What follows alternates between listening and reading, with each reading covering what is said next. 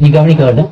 அந்த விருந்து இட்டவுடைய பெருமை என்னன்னு அவன் சொல்கிறார், வரகரிசி சோறும் பொழுது வெங்காய வாட்டும் முற நிலை குளிக்கும் போதும் இதமுடன் புல்வேறு போதும் புரிந்து விருந்துட்டான்.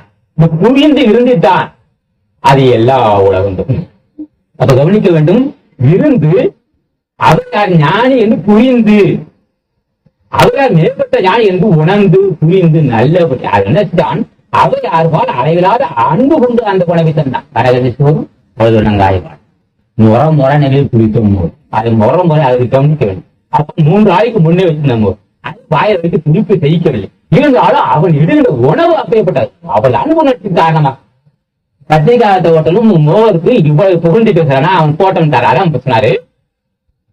புரிந்து இருந்துட்டான் இது எல்லா உலகம் போட்டான்.